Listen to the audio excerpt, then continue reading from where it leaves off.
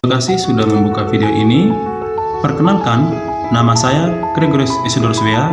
Saya merupakan perawat di ruangan Mawar Rumah Sakit Umum Daerah Bajawa. Video ini merupakan video edukasi kepada Bapak Ibu ketika dirawat di ruangan Mawar Rumah Sakit Umum Daerah Bajawa.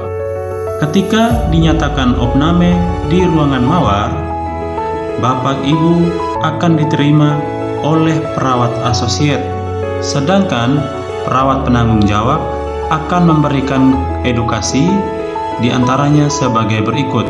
Yang pertama, orientasi ruangan Mawar dan fasilitas yang ada di dalamnya. Ruangan Mawar terdiri dari beberapa ruangan perawatan, yaitu VIP, ruangan kelas 1, ruangan kelas 3 interna wanita, ruangan kelas 3 interna pria, ruangan kelas 3 perawatan bedah pria, dan ruangan isolasi airborne. Fasilitasnya, di ruangan VIP dan kelas 1 tersedia 1 tempat tidur, 1 lemari, 1 set sofa, dan masing-masing 1 kamar WC. Pada ruangan kelas 3 terdapat 2 kamar WC berdasarkan jenis kelamin, serta 6 tempat tidur di masing-masing ruangan. Masing-masing tempat tidur tersedia 1 lemari dan 1 kursi untuk pengunjung. Sedangkan di ruangan isolasi terdapat 1 kamar WC dan 4 tempat tidur.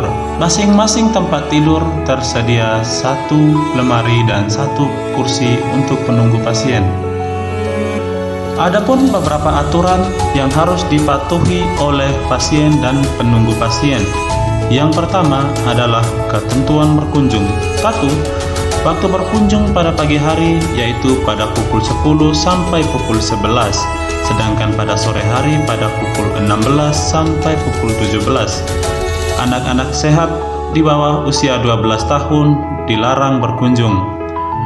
Adapun ketentuan umum, pasien dan penunggu pasien wajib menjaga ketenangan, kebersihan di lingkungan rumah sakit. Tidak diperkenankan merokok di lingkungan rumah sakit. Tidak diperkenankan duduk atau tidur di tempat tidur pasien. Tidak diperkenankan berada di dalam ruangan kamar saat diberikan tindakan. Tidak mencuci dan menjemur pakaian di lingkungan rumah sakit. Petugas pemberi asuhan.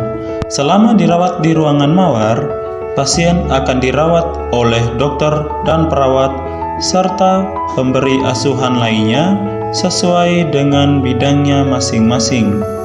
Perawat akan berada di ruangan ini selama 1 kali 24 jam, sedangkan dokter akan melakukan visit 1 kali dalam sehari. Pemberi asuhan lainnya akan memberikan asuhannya sesuai dengan kebutuhan masing-masing pasien. Yang berikut, administrasi medis. Pada tindakan atau kondisi tertentu, petugas akan meminta Anda menandatangani lembaran persetujuan. Pastikan Anda sudah mendapatkan penjelasan dan memahami dengan baik apa yang menjadi pernyataan Bapak Ibu. Selama dirawat di rumah sakit, pasien wajib mengenakan gelang identitas yang diberikan. Di rumah sakit terdapat prinsip pencegahan infeksi, yaitu 6 langkah mencuci tangan sebagai berikut.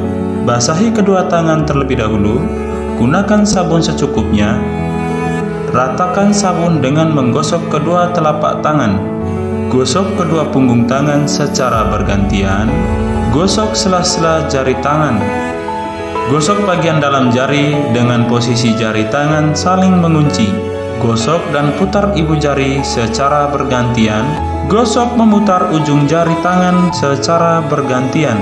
Bilas dengan air mengalir, keringkan dengan tisu atau handuk. Matikan keran dengan tisu atau handuk yang sudah digunakan. Lakukan langkah cuci tangan selama 40-60 detik jika menggunakan air, selama 20-30 detik jika menggunakan sanitizer. Etika batuk. Yang pertama, gunakan masker.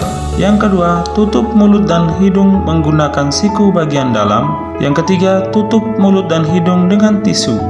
Jangan lupa membuangnya di tempat sampah. Cucilah tangan dengan menggunakan air mengalir dan sabun. Pemilahan sampah, yaitu dapat dilakukan berdasarkan label atau warna plastik pada tempat sampah. Yang pertama, sampah infeksius. yaitu sampah yang sudah terkontaminasi dengan cairan tubuh seperti kapas bekas gigi, handscoon, masker, cotton pellet, limbah kumur pasien, darah, saliva, atau suction. Adapun sampah non-medis atau sampah non-infeksius merupakan sampah yang tidak terkontaminasi dengan cairan tubuh, misalnya sisa-sisa makanan, minuman, plastik, dan kertas. Selain program pencegahan infeksi, adapun program peningkatan keselamatan pasien, yaitu dengan pencegahan risiko jatuh. Siapakah yang berisiko jatuh?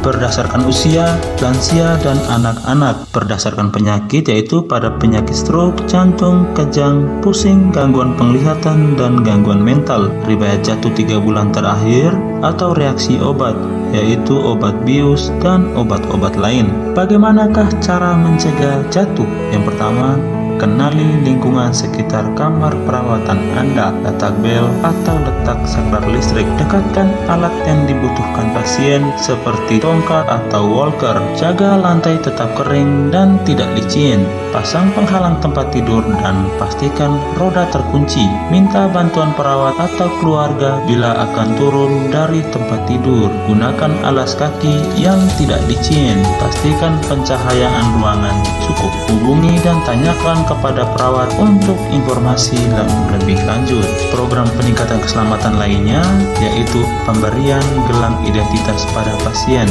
Arti dari warna gelang pasien yang diberikan yaitu 1. Gelang berwarna kuning menandakan bahwa pasien mempunyai risiko jatuh yang tinggi.